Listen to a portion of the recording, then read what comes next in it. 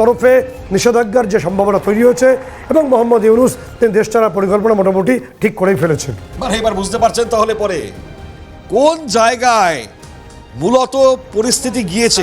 আমি সত্যি মানে খুব অবাক করা জায়গা, মানে এর আগেও পরিস্থিতি মানে তিনি জানেন সবটা। মার্কিন মুলুক থেকে মানে এই জায়গায় যদি নির্দিষ্ট করে কোনো প্রশ্নের জায়গা যদি অ্যারাইজ হয় তখন তারা তার খোলাসা করতে পারবেন না, সামনাসামনি হতে পারবেন না। তারপরেও তাদের কেন এই কূটনৈতিক চাল বাংলাদেশে? না, এটা খুব সহজ একটা ব্যাপার। দেখবে যে তুমি এমন একটা বাঘের পিঠে চড়ে বসেছো না, যেখান থেকে নামার কোনো উপায় নেই। ফলে থাকলেও তুমি সমস্যায় এবং তুমি নামলেও তোমাকে অনিবার্য একটা পরিণতির মুখে এগোতে হবে। এবং সেই কারণেই সবটা বুঝতে পারছেন মোহাম্মদ ইউনূস। তিনি একজন বড় লবিস্ট এবং যেটা নিয়ে কোনো সন্দেহ নেই যে ট্রাম্প ক্ষমতা আসার পরই ক্লিন্টন ফাউন্ডেশনের পর্দা ফাঁস হবে। এবং পাশাপাশি ক্লিন্টন ফাউন্ডেশনের অর্থ কিভাবে এসেছিল, গ্রামীণ আমেরিকার অর্থ কীভাবে ক্লিন্টন ফাউন্ডেশনে গেছে, মোহাম্মদ ইউনূস কীভাবে তৃতীয় সর্বোচ্চ কন্ট্রিবিউটার হয়েছেন ক্লিন্টন ফাউন্ডেশনের, তার যিনি ব্যবসায়িক দোস্ত, ব্যবসায়িক বন্ধু অর্থাৎ হিলারি ক্লিন্টন, তার ভূমিকা কী ছিল। এবং ট্রাম্প নির্দিষ্টভাবে ইউনূস বুঝতে পারছেন যে এই যাত্রায় তার আর কোনো ছাড় নেই। এবং জানিয়ে রাখার প্রয়োজন রয়েছে যে ছবিটা উঠে আসছে একে একে আরো তোমার থেকে এই ছবিগুলো জানবো। আন্তর্জাতিক সম্পর্ক বিশেষজ্ঞ দেবাশিস নদী তিনি টেলিফোন দ্বারে রয়েছেন। দেবাশিস, তাকে স্বাগত জানাবো। সরাসরি তাকে প্রশ্ন।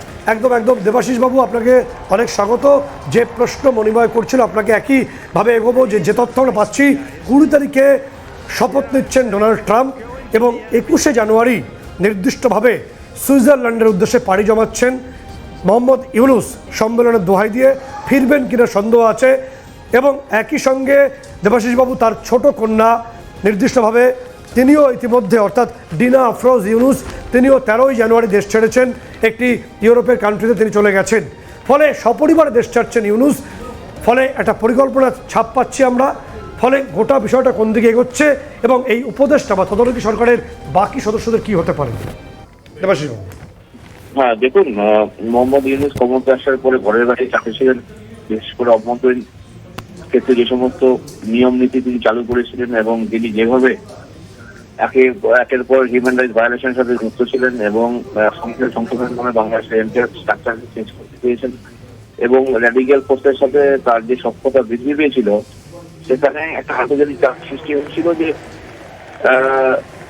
যে মোহাম্মদ ইউনূসের সদিচ্ছার অভাব রয়েছে কোথাও সন্ত্রাসবাদ দমন করার ক্ষেত্রে।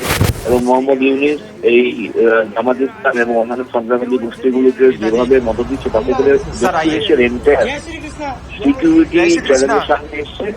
এবং ট্রাম্প ক্ষমতা আসার আগে থেকে বিভিন্ন সময় বার্তা দিয়েছেন কেন বাংলাদেশ হিউম্যান রাইটস ভায়োলেশন হচ্ছে, কেন গণতন্ত্র প্রতিষ্ঠা হচ্ছে না, কেন নির্বাচন হচ্ছে না।